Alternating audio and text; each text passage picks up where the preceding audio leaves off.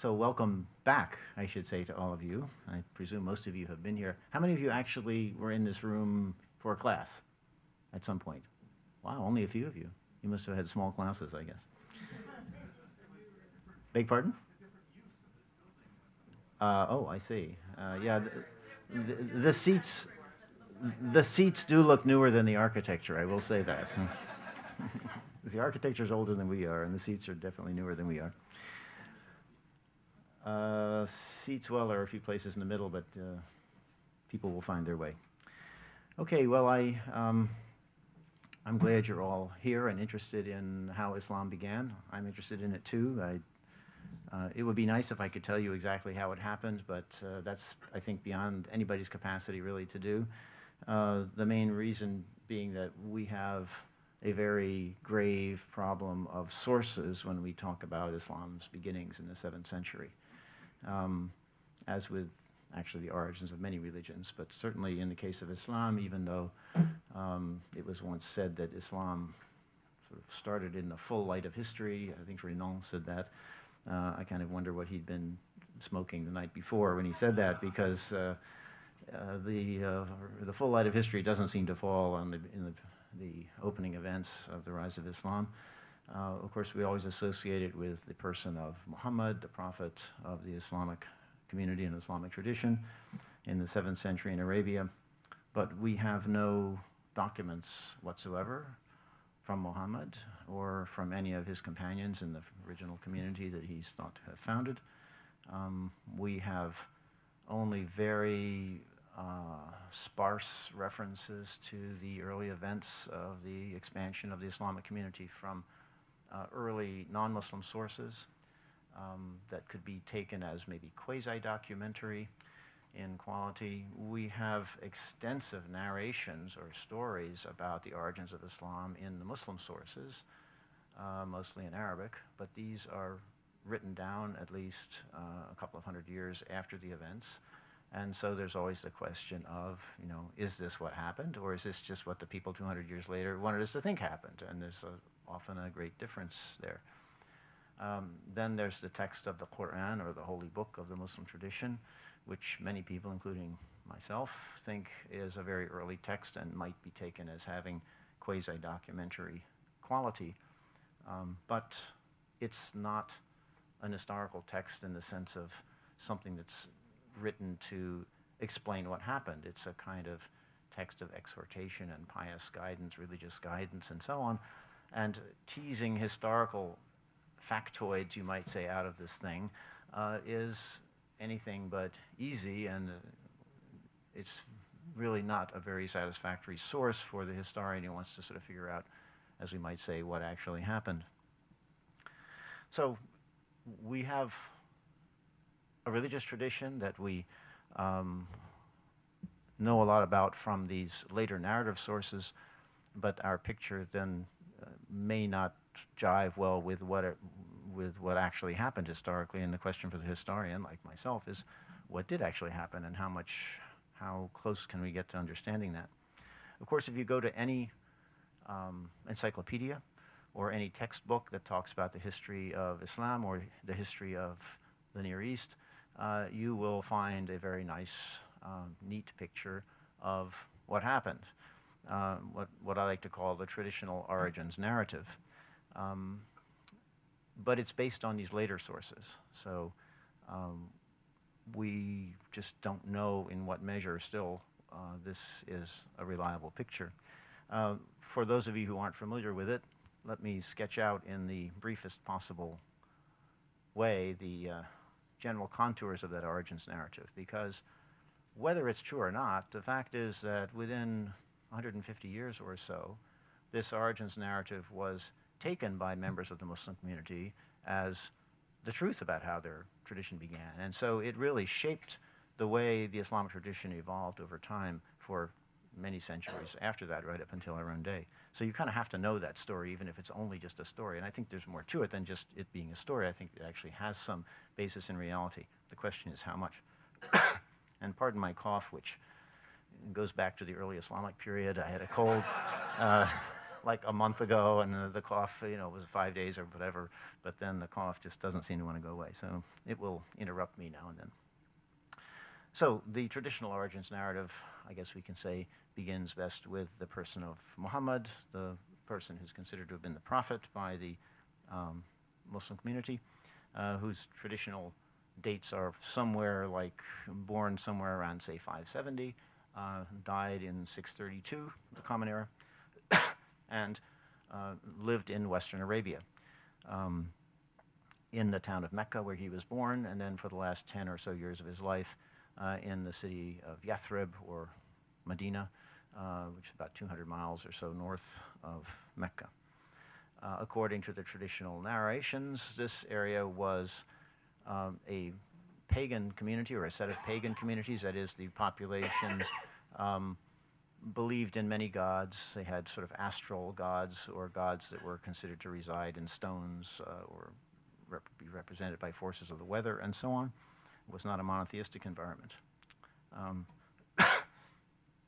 So Muhammad grew up in this environment, and that at a certain point in his life, usually around age 40, it is said, he began to receive revelations, or seeing and hearing things which he took to be revelations from God. And the transcription, or the transcript of these revelations, what happened was he would sort of be overcome by the spirit, let us say, fall on the ground kind of sweating and shaking. And when he snapped out of this trance, he had a passage sort of burned into his memory, and he could recite it. And the recitations then were soon written down by people and collected, and this is what constitutes the text of the Quran. So in the eyes of Muslims, the text of the Quran is the transcription of the very words of God as revealed to the Prophet Muhammad. So what did he begin to understand from these revelations? Well, the main thing he understood was that there weren't many gods. There was one God, Allah, which means simply God in Arabic. So it's kind of a misleading thing when people talk about how Muslims worship Allah. They don't worship God. Well, I mean, it's Christians in the Arabic-speaking world worship Allah too, because it's simply the word for God. And when you look at the Quran and you see how this God is defined, you realize it's the same God that's being talked about in the Old and New Testament, in the Hebrew Bible and the New Testament. It is the God who created the world and created mankind, and sort of tries to guide us to proper behavior and ethical behavior. In any case, this was the basic revelation for Muhammad, was that, hey, all of these, this pagan picture is wrong. There's only one God that creates the world and creates us and gives us life and gives us the bounties that off of which we live as gifts, kind of grace of God, and that it is our responsibility to recognize God's oneness and to be grateful to God for his bounties to us, for giving us life and so on, and that anything other than that is really an affront to God. It's the gravest sin, shirk, as it's called in Arabic, associating things with God or pretending that something else is in any way equal to God. So that was the basic idea. This is what the term Islam seems to mean, means submission to the will of the one God. So you submit, you decide, I'm not so important. God is more important, and I submit myself to his will in my life. So it was a message of very strict monotheism, and it included, and of course based in the idea of prophecy, that is, that a prophet could sort of be in touch somehow with the divine spirit and receive guidance from God. It also had several corollaries or subordinate features that go along with the monotheism. One was the idea of the importance of piety, that is, you should live a righteous way of life as following the laws that God has set down for us, as enshrined in the Quran or in the Torah or in the Gospels. These are mentioned in the Quran as earlier versions of God's revelation for mankind. And the Quran talks about a series of prophets, of which Muhammad was the final one. But there were earlier prophets that brought God's word to earlier communities, and the Muslim community is just seen as kind of the continuation of this process of successive revelations by God to different peoples. Why is piety important? Well, you want to do what God tells you to do. That's just sort of a no-brainer, I suppose.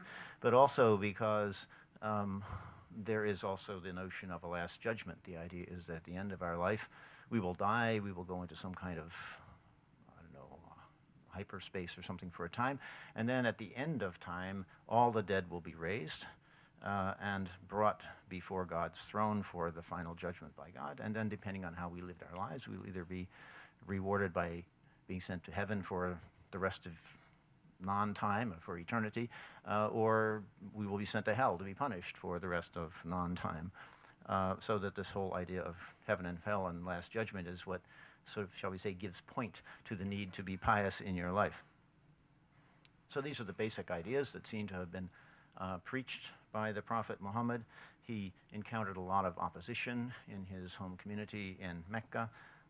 For one thing, the Meccans, as many pagan societies, tend to be engaged in a lot of sort of ancestor worship. They tended to glorify their ancestors, and they named themselves tribal names that had to do usually with an eponymous ancestor of some kind, and there was kind of sanctity associated with your ancestors, your grandparents and great-grandparents and forefathers.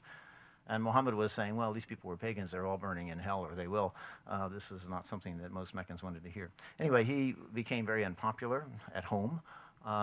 He had a certain following, of course, of people who followed his message, but he was then made to feel, he and his followers made to feel increasingly unwelcome in Mecca. And so in the year 622, he and his followers undertook what's called in Arabic the hijrah, which essentially means something like migration, but it also means a bunch of other things. It can mean the settlement of nomads, I think, but it also can mean sort of taking refuge.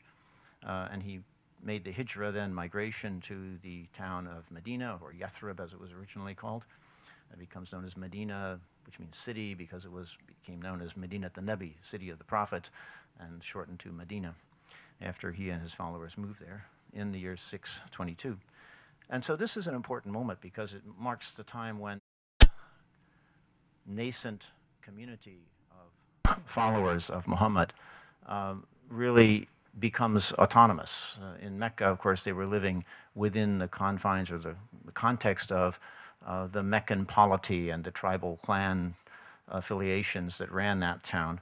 In Medina, the Prophet was invited to be kind of an arbiter by the local tribal groups, to be an arbiter for their disputes, and so he came in kind of as the person who was going to run the town or sort of organize affairs in the town with his followers. And so from 622, the Hijrah, you really have the beginning of an autonomous Muslim community for the first time. And once he arrived there, we read in our narrative sources that are the source of this nice, neat picture of Islam's origins. We read about how the Prophet faced some opposition in Medina too and overcame that opposition, how he consolidated his control over the oasis itself, but also over tribal groups that lived in the countryside around, brought them into the sort of community in a new way. And then by the end of his time, he was able to actually take over the city of Mecca, where he'd come from as well, and overcome. There was a lot of opposition with the Meccans, and he was able to overcome that and absorb Mecca into this new growing statelet or polity that he was constructing in Western Arabia. After he died in 632, his followers then embarked on a rapid process of expansion, which is usually called the Islamic conquest or the Arab conquest. I don't much like the latter term. I think it emphasizes a kind of national identity quality that wasn't there at the time. It's a modern projection, but we can call it the Islamic conquest perhaps more satisfactorily. And this process saw the followers of Muhammad spilling out of Arabia in organized forces, armies we might say, or raiding parties that moved into the territory of the two great empires of the day, the Byzantine or later Roman Empire in places like Egypt and Syria, and the Sasanian or Persian Empire in Iraq and Iran, defeating those armies in many different battles and occupying increasing parts of their territory, ultimately completely overthrowing the Sasanian Empire and taking away from the Byzantine Empire very large parts of that empire's territory, particularly what we might call geographical Syria, everything from southern Turkey down through modern Syria, Lebanon, Jordan, Israel, Palestine, and so on, all of that, and then from there into Egypt, and from there across North Africa, on the Sasanian side, occupying Iraq, and then pushing up over the next 40 or 50 years into the Iranian highlands, all the way across to the fringes of Central Asia and the borders of Afghanistan. So within about 50 years or 60 years, this new community had somehow exploded and taken over politically a vast part of the globe that had previously belonged to the two empires. And it's not easy to explain this. The success of this rapid expansion process. If you go to the Muslim sources or ask Muslim interpreters of their own history, they would say, well, this is because God was on our side, and it proves that, we were right. Okay. If you go to historians who look at it in a different way, they will struggle to explain how this happened or why it happened. They might say, well, the two empires have been battling each other for centuries, and they just finished some major wars, and they were kind of weakened, and then this sudden new force appeared on the horizon, and both of them were too weak to resist it.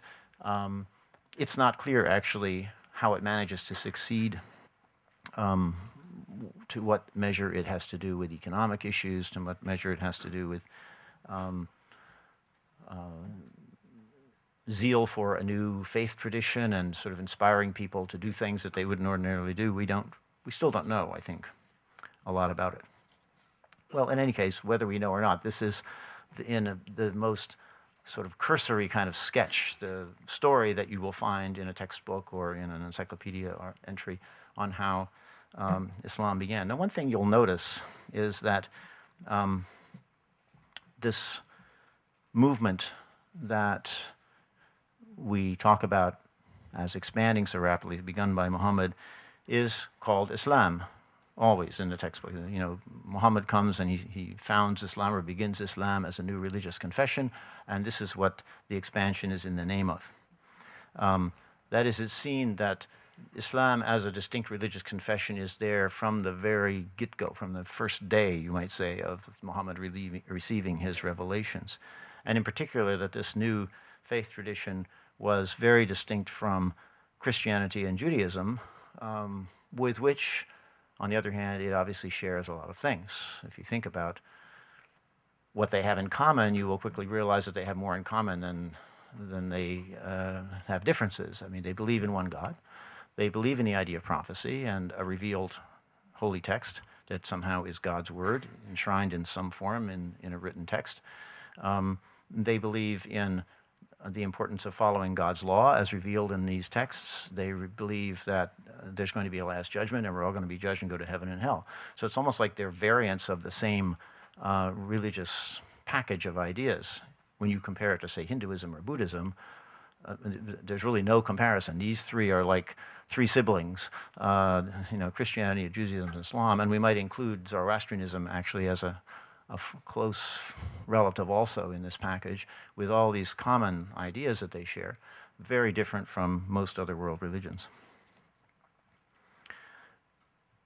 The problem is that when we look into the Quran to try and understand a little bit more exactly what is this new religious movement about, one of the things is, if it's so similar, if Islam is so similar to these other religious traditions, then how can we say that this rapid expansion comes because of the zeal for the new religion? All the ideas are already known. I mean, it wasn't like monotheism or prophecy or revealed sacred text was something new to people in Syria or Iran or Egypt. They'd known about this for hundreds of years. They were themselves mostly Christians or Jews or Zoroastrians, all of whom shared these ideas. So what's the big deal with this new faith? What's so new about it? When we go into the Quran, which I take to be the best evidence for at least the thought world of the early Muslim community, that is, it's the earliest text I think we have that comes from the community itself, where we can say, okay, these are guiding concepts for the community. We find some interesting things. One thing we notice is that, yeah, of course, the word Islam and Muslim are found in the Quran, but the text itself, the Quran itself, does not seem to be addressed to people who call themselves Muslims. It's addressed to people who call themselves mu'min or mu'minin, believers. Now, there's some connection between these two words, but believers is definitely the concept of being a believer is what matters. in the Quran. There are something like 1,000 different passages in the Quran that address themselves to, it's Ya ayyuhalladhina amanu, O you who believe, using the verbal form of this word mu'min, or just talks about the believers do this and the believers do that. The number of times that Muslim or Islam are referred to are far fewer, maybe 60 or 70 by comparison. So we have to ask ourselves, well, what does it mean then to be a believer? If Muhammad was actually starting, as I like to say, a believer's movement, because I think that's what the text tells us we have to think of it as, what does it mean to be a believer? We also see, I'll come back to that in a second, it's not just the time of the Prophet and in the Quran that we see this. When we start looking at the very sparse actual documentary evidence for this new community as it expands outside of Arabia into Syria, into Egypt, into Iraq, and so on, we start to get 20, 30, 40 years after the death of the Prophet, we start to get some real documents. We get a few papyri from Egypt, we get a few coins that the believers themselves have issued. And so these are true documentary, true pieces of documentation that come from the time and place itself. And what do we see? Well, we see some inscriptions that talk about the leader of this community, a number of them, and he's always referred to as the Amir al-Mu'mineen, the commander of the believers. They don't call him the commander of the Muslims, they call him the commander of the believers, which confirms in my mind the fact that this community thought of itself as a community of believers, that this was the operative concept for them, believers, not yet Muslims exactly. And a little later, we even find around the 50s of the Muslim era, so that would be the 670s roughly, 40s and 50s, 660s and 670s, still very early in the life of this new empire or state. We begin to find a few papyri that talk about, that are dated, and they'll say written in the year 46, min qada al-mu'mineen, in the jurisdiction of the believers, which again sounds like the state saw itself as a community that was erected to somehow impose the values of this new community in terms of judging disputes. Qada al-mu'mineen, the believers' jurisdiction. So this notion of believerdom, if you will, or being a believer's movement, I think is really, we have to say, the sort of basic concept that informs these people's self-conception. So who then were these believers? What did they believe? Well, again, the place to start, I think, is the Quran, because we don't really have any place else where we can go to find out for what a definition of a believer is. And when we look at it, well, it says, of course, the believers should worship God, and they should be mindful of God at all times of day, and they should do good works of various kinds. You should do this and shouldn't do that, and so on. This is to be expected. But some verses in the Quran make it very clear that some of the so-called peoples of the book, Ahl al-Kitab, the term usually, clearly means, from various passages in the Quran, it becomes clear that it means Christians and Jews, are referred to generally as peoples of the book because they had received their revelations earlier. And it makes it clear in some passages that some of the peoples of the book were among the believers, or considered among the believers, and would attain salvation on the last day. Now, this is a very interesting concept. It suggests that our construction of Islam as a religion that starts completely different from Christianity and Judaism is a little bit skewed, or maybe a lot skewed, at least as it was at the very beginning. It looks like at the very beginning what we have is a kind of monotheistic revival movement that could include Christians and Jews if they were adequately pious in their behavior, because they did believe in one God and they did believe in the last day. And so they could be included in this movement. There is also, what can I call it? An almost document, I don't know. There's a text which is found in the later narrative sources, the Chronicles and so on, in several different ones, and different copies of it. They're almost identical. Which is sometimes called the Constitution of Medina. And what it purports to be is a copy of a document drawn up by Muhammad with the people of Yathrib, the people of the city that he moved to at the time of the Hijrah. Now, this document it's not a document in the proper sense because we don't have the original copy. We have a literary transcription of something that's said to be a document. Now, is it a total forgery or not? Well, everybody who looks at this thing, including me, but including a lot of scholars who are very, very skeptical about the reliability of these later sources, they look at this transcription and they say, this has got to be a transcription of something really old, really early. Because if you were at a later time trying to invent such a document, you would never invent it in this way. It has too many weird archaisms of language. It has too many strange things in it that can't be explained according to the sort of traditional narration of how things developed. You know, if you were inventing something later on to foist it back and sort of project it back to the origins, you would never have come up with this. So the general consensus is that this text is in fact something like a transcription or a partial transcription of an actual early document that somehow survived. And when we look at this thing, it's very interesting. One of the things we see in it is that it speaks explicitly of Muhammad's nascent community in Medina as including Jewish clans of Medina. It says there are these Jewish communities and they are part of the ummah, part of the community. We are one community apart from other communities, but the Jews are part of our community. So this also suggests that there's some way in which this early community of believers included many different kinds of people, perhaps. Maybe we might call them Quranic believers, people who had been pagans and who followed the Quran. And so they get incorporated into it. They would be sort of the standard kind of Muslims, we might say. But then there are also included in this community Christians and Jews, perhaps, who were adequately righteous or pious in their behavior and who became part of the community as well. This, of course, changes our perception of everything about how this community evolves subsequently, because when we see it expanding rapidly, if you think of it as a Muslim community expanding at the expense of, say, Jewish and Christian communities, you know, it's us and them, and the line is between Muslims on the one hand, Christians, Jews, and others on the other, well, you get a very kind of confrontational picture. If you imagine it as a kind of monotheistic revival movement, preaching to people who are already, in most cases, monotheists, like Jews and Christians, or quasi-monotheists, like Zoroastrians, and then seeing that some of those monotheists are actually part of your movement, it takes kind of the edge off it a little bit.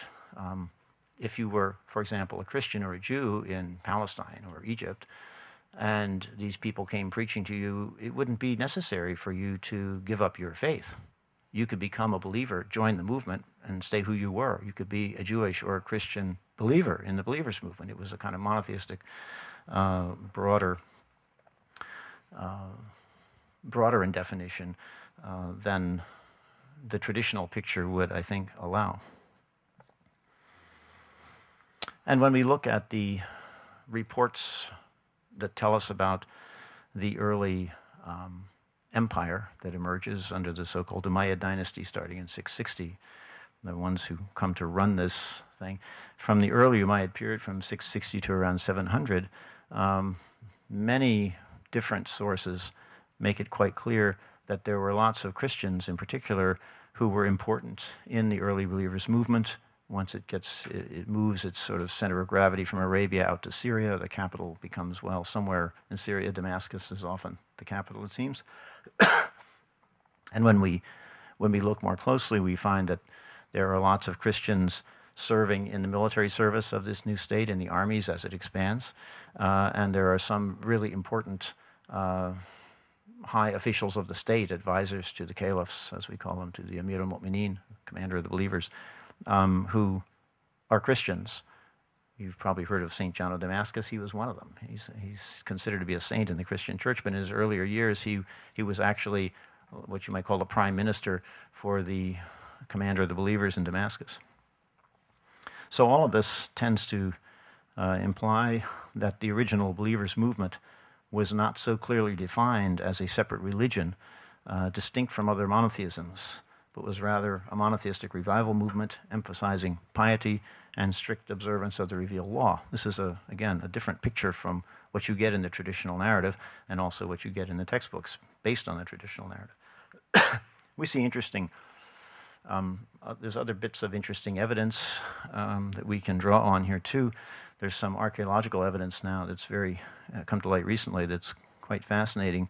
Um, a church not far from Jerusalem that was excavated 15 or so years ago, and it was rebuilt several times. So the first construction is in something like the 5th century, and then it's rebuilt in the 6th century, and it's rebuilt subsequently in about the 8th century, early 8th century, so under the Umayyad dynasty. Well, of course, it has an apse in the east, but in the south wall there's a niche, a mihrab, a prayer niche for Muslims in this church. So the question is, what kind of cohabitation is going on? What is this building being used for? It was a church with, was there a Muslim, as we would say, community that was praying towards Mecca, also meeting in this church? Were they meeting at the same time with the Christians who were praying to the east? What is the relationship between it? We don't know, but the fact that you have one building with both of these features, an apse in the east and a prayer niche in the south wall, is very suggestive. There's my early Islamic cough again. And we also find in the later narrative sources some very suggestive reports that say, well, of course, they couch everything in terms of we the Muslims. So they've already made this change into thinking of themselves as strictly as Muslims, different from Christians and Jews. They say when the Muslims arrived in Damascus, they took over the Church of St. John, the big church, which is now the Umayyad Mosque in Damascus. And they divided it in half. And the Christians prayed in one half, and the Muslims prayed in the other half. And there's a similar report about the city of Hama, I think, and maybe a couple of others. Now, we don't know exactly what this means. What kind of memory is this? Is this some kind of effort to explain or justify the fact that the Muslims ultimately took over the Church of St. John and made it into the Umayyad Mosque in Damascus, which I hope you all go have a chance to see someday when things settle down in Syria a little bit. It's a wonderful monument. It's still there. But it is very suggestive that there is this close association for ritual purposes of, the Muslim prayer hall and the Christian prayer hall, we might say, in the same place. We don't know how Muslim ritual evolved exactly. A lot of the basic Muslim rituals are mentioned in the Quran, but they're not defined or described in the Quran. It just bits of them are referred to, so we know that Muslims prayed in the Quran. So in Muhammad's day, they must have prayed, and we know that their prayer involved bowings and prostrations because those are mentioned, but it doesn't say how many prayers a day you have to do. It doesn't say exactly how you do the prayer ritual, and it may be that the way Muslim prayer evolved was very heavily influenced by the way Christians and Jews prayed in the late antique world, because certainly Christian prayer, at least in the late antique period, also involved prostrations and bowing and so on. So we don't know how this process of ritual crystallization in what becomes the early Muslim community took place, but the coexistence of these communities in this, what seems to have been a sort of open, more ecumenical, monotheistic revival movement is very suggestive.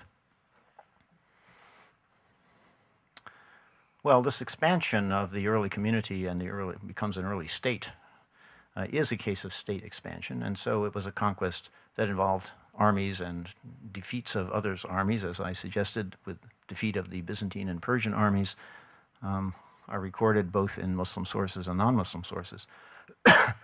But most of the towns and villages of the Near East seem to have capitulated peaceably.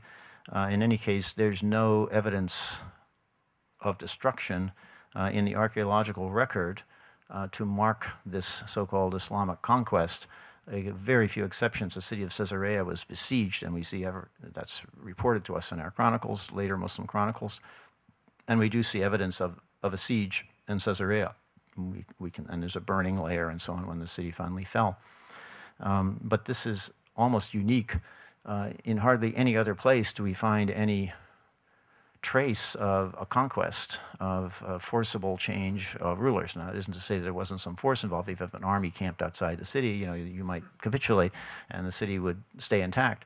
But the fact is that for archaeologists, it's sort of become now a commonplace to observe that the Islamic conquest is archaeologically kind of invisible. You cannot see it in the material record going from layer to layer in the archaeological record. It just doesn't show. no, the pottery doesn't change right away. There isn't a sudden change of material culture. There's no destruction layer to mark it. You don't know, which of course makes it much more complicated to date things. If you get something from a certain late and you say, is this late Byzantine or is this early Islamic? Well, it was pretty hard to know because the culture was the same for 50 years there, and you don't know which side of the apparent barrier between pre-Islamic and Islamic this might fall on. There doesn't seem to have been any, or don't seem to have been any demands either that people brought into this new state convert to something immediately. These Christians and Jews mostly who lived in these towns were already monotheists. So as long as they paid their taxes to the new government, everything was cool, right? They didn't have to make any changes. There was no need to convert to anything. They were already monotheists. If you were a pagan, then you'd have a hard time because, as I said, for the believers movement, the idea that there was one God and you had to honor that fact or acknowledge that fact was something that they wouldn't compromise on. But if you were already a monotheist, you were sort of, in a sense, already saved. You're already there. So it means that archaeologically, the record isn't going to show the conversion to Islam or the transfer to Islamic rule, as we might say, the rule by this new state that starts in Arabia and then spreads out into the Near East. When then can we really talk about the emergence of Islam? When does Islam really appear for the first time as a distinct religion from the matrix of the believers movement? As far as I can tell, this happens towards the end of the 7th century, say in the 690s or early 700s. And it's associated, I think, especially with the person of the Amir al-Mu'mineen, or commander of the believers, or caliph, Abdul Malik, who ruled at that time. What we see is, beginning at this time, is an increased emphasis on the importance of the person of Muhammad himself as the prophet, emphasizing his prophecy, which is something that, let us say, other believers like Christians and Jews might not have accepted so readily. This would have been a problem for them, perhaps. So the emphasis on the Prophet Muhammad and the emphasis on the Quran as the key sacred text were the things that are the kind of the hallmarks of a newly crystallizing sense of Muslims as a separate religious identity or confession distinct from Christianity and Judaism. And sometime around this time, I think, there's a kind of redefinition of the leading cadres of this community who were of Arabian origin. And they began to say, well, you know, these Christians and Jews who are believers, I'm not sure they're really believers, you know. Now, it's not clear, you know, they have some funny ideas about Jesus being God. It's very hard for us to accept this. And so I think what happens is that it's somewhere around this time, there's a kind of redefinition of the core group in the community as Muslims that defines the Christians and the Jews of the earlier movement out of the movement. So now they're no longer part of the movement, and Islam, as we can call it, becomes a separate religious confession. And I think they begin to focus on the term Islam at this time also as a way of finding a term that's in the Quran that is distinctive for them, the people who follow the Quran. They start downplaying this term believer. They say, well, it means the same thing as Muslim. And they don't date anything any longer using this old formula with the Qada al-Mu'mineen, the jurisdiction of the believers. They sort of bury that terminology and they start talking about this, well, these are years of the hijrah, years from the time of Muhammad's hijrah or migration. That marks the beginning of our community. So they start renaming or relabeling things, practices and concepts that they had developed in the first 100 years or so in order to make them look distinct from Christianity and Judaism and other religious traditions, and to give themselves a kind of new coherence as a new religious community. So this shift from believers' movement to Islam is, I think, a really important thing that takes place around the year 700. It's very hard to know, and it's also, I mean, I think it was probably led by official decrees and official policies. We see it, for example, in the Dome of the Rock constructed by Abdul Malik and his advisors on the Temple Mount in Jerusalem, that beautiful golden building that you know is there. And it has inside it mosaics with inscriptional texts, which are selections of passages from the Quran. And they've selected the passages from the Quran that emphasize the fact that the Trinity is not acceptable. So this sort of seems to be drawing a line between the new, sort of newly discovered Muslims, the Muslims who have sort of really gotten a new sense of themselves, and Christians who believe in a Trinitarian concept, which from the point of view of Muslims, how can three be one? This is not something that they accept. On the other hand, it's also possible that this shift from believers to Muslims was something that was not entirely led by official policy from the top down and trickled down, but where the official policy was responding to a kind of more popular set of changes in popular opinion, that we're realizing that maybe among Christians and Jews, that these Arabian believers really aren't like us, and they're somehow different. So in any case, whether it was from the bottom up or top down or simultaneously both, we start to see this process of sort of differentiation, whereby Islam and Muslims can really identify themselves as a distinct community, even though they had begun in a much more ecumenical kind of movement that had a lot involved Christians and Jews, let's say, in the original foundational efforts. Well, of course, all of this means that when today or any period in the past we look at what is Islam, how is it constructed, and people always want to go back to the beginnings to see what something is about, right? Well, if you go back to the beginnings, as far as I can tell, you're going to find something really quite different.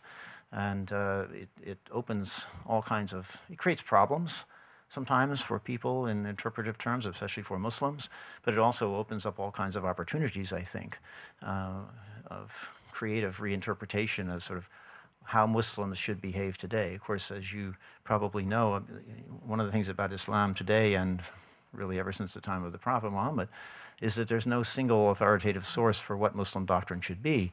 It's not like the Catholic Church where, the Pope makes a decree or an encyclical or something, and that's doctrine, and Catholics have to follow it. There's no such thing in Islam. There's no Pope in the Islamic tradition. There are lots of very learned people. Historically, were lots of different people who were very learned, but of course they disagreed about all kinds of things. And so you had different opinions. It was sort of the battle of intellectuals in the community, and whichever one seemed to be the most persuasive or important was the one that held sway, but different ones were always favored in different places. So there's no single Islam today, and nor has there been for centuries. And so a reinterpretation of the origins, of course, then provides even more scope for all kinds of flexible new possibilities for how Muslims might engage with the world around them today. I think I've talked long enough, and if you have any questions, we can entertain them. Thank you.